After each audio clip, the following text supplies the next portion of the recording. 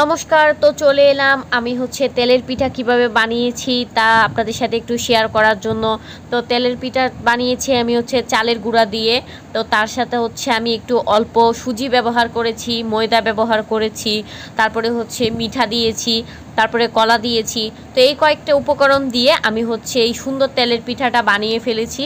তো গরম গরম তেলে আমি ভেজে নিয়েছি। তো এত যে মজা গরম গরম তেলে এই তেলের পিঠাটা খাওয়া।